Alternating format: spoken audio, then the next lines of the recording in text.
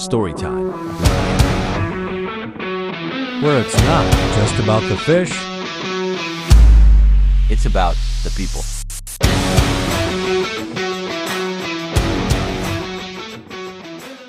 The story today that we're going to talk about is about how I got into bow fishing. I was at drill one weekend, and one of the guys in my squad come to me and he said, "Hey, you know, when we get released tonight, how would you like to go do some bow fishing with us? You want to go?" And I said, "What?" I said, what is bow fishing?" I never heard of it before.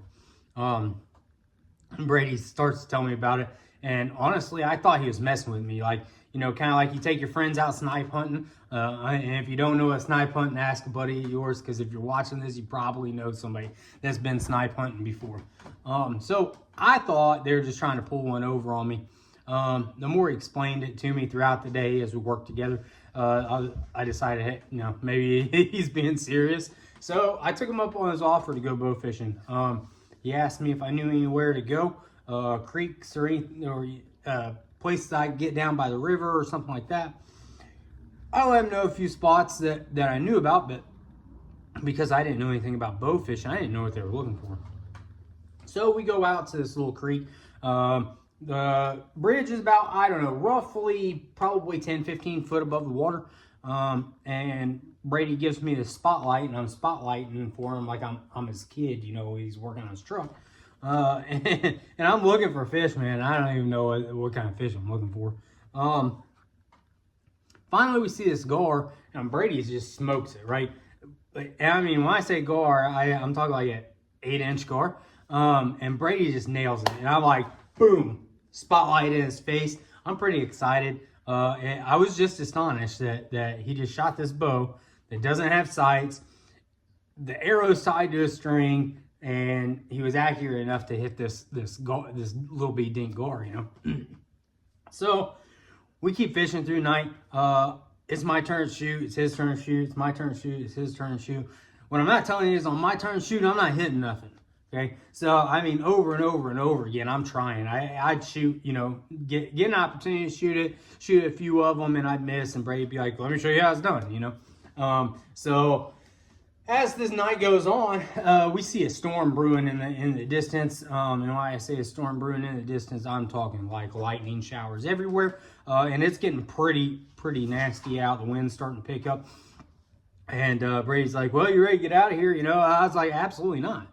You know, I'm trying to play the hard ass. You know, I ain't worried about no storm. Reality of it is I was not going back to the unit.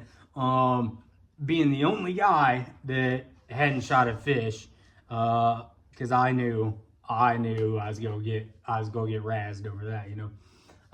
So here I am, lightning all around us. It's starting to rain, and I finally get one. I finally get a little gar. I was on cloud 9. Super excited, you know, but so I went from this like, what the heck is bow fishing? That sounds like some hillbilly stuff, to like, I want to go again. I need to go again. So I got me a hand-me-down bow. It was an old bear. I added a Cajun hand line reel, right? So like the one, not that you reel up, but you wind the line yourself. So I got that, and that's what I shot with for a while. We shot off bridges. We would walk up and down creek banks, busting brush 10 foot tall. And if we were shooting 4 or 5 fish a night, man, we were ecstatic. It was a lot of fun. I didn't realize guide services and chartering was a thing back then. Had no idea. Built several boats, upgraded my equipment, and all this just for the hobby and the love of the sport. And then I got a phone call asking if I wanted to go on a guide out in Maryland. And I was like, sure, man. So we ended up going to Maryland. COVID set us back a couple of times and we had to reschedule it. We went to Maryland, and I was like set. I was like, I got to do this. I had thought about it when I found out the guides were a thing. But I always just kind of talked myself out of it. Like, we live in Indiana. I have a lot of people that tell me, yo, this ain't even possible. You're not even going to be able to make money doing this. And quite honestly, they could be right. Still. Just to reel it all back in real quick, I honestly owe a lot to Brady Peters for inviting me out that night, because if he hadn't, I may have never got interested in or even tried bow fishing. But yeah, that's kind of how I got into bow fishing, where we started at. So now it's gonna time to step back and do a little product review. Today we're gonna review the Boondock Outdoor Reel, and I'm gonna give you some pros to it. I haven't found any negative things about it so far. But while I'm talking about this, why don't you drop in the comments section what reel you use and why you like that reel. And that way other people can read these comments, people who maybe are looking into buying equipment and just really don't know what's for them yet. This is by no means an end all be all. This is not the only piece of equipment that you can buy out there. This is my suggestion. Okay, so we're gonna get into it. So right here is the Boondock Outdoor reel. There's a few things I really like about this. Number one is the price. Okay, so for the quality of this reel, the price point is on par. Absolutely phenomenal. It's a third of the cost of the other reels that our clients would be shooting with. So there's another feature on this that I like compared to a lot of other spin cast reels out there, is this clicky stick.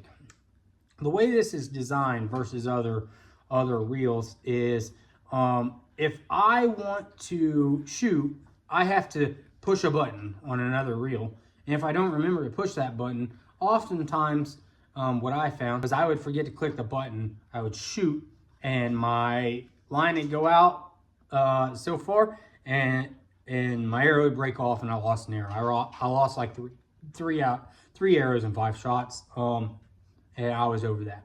So right now, this line, because this is pushed in, this click stick keeps it pushed in, this line comes out freely, right? When you're ready to reel, you just pull back on this line, click, and up you go, right? It's simple as that. It really is.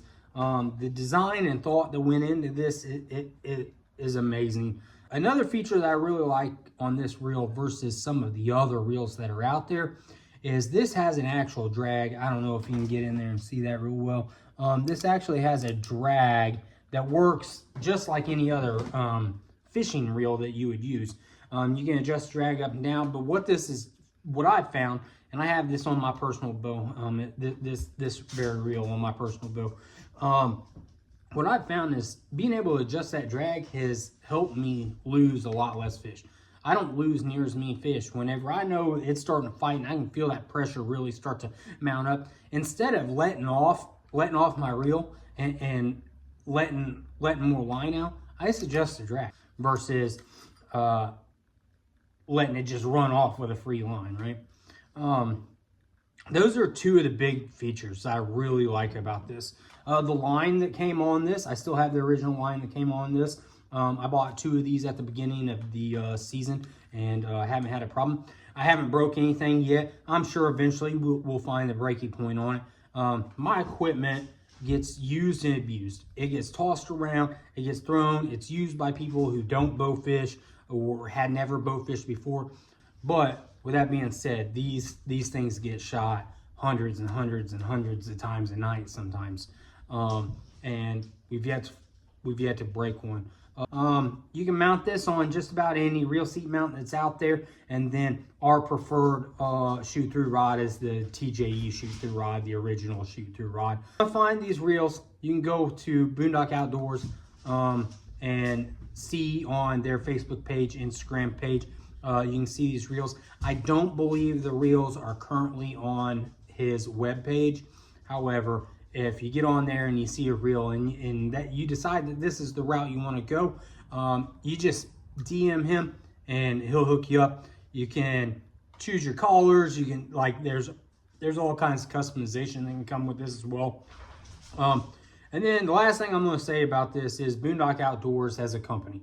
Jeremiah is by far the best person I had to work with as far as buying products in the bow fishing boating industry. Jeremiah's customer service is second to none. And I was really sold on all their products whenever I found how approachable the gentleman is. It's a privately owned business. I have yet to meet the man. I hope to one day. Hopefully I'll be able to get out and do some bow fishing with him. But his products are just amazing, and like I said, and it's matched with the customer service that they have. That's the end of our product review for today. If you will, like I said, hit that like button, subscribe, and then drop us a comment. What's your favorite reel? Why do you use it? What are the pros and cons of that reel? And that way other people can kind of start weighing their options out there and see what all's out on the market. I appreciate you all joining us for this episode of Story Time with Broken Knuck Bow Fishing. Have a good day.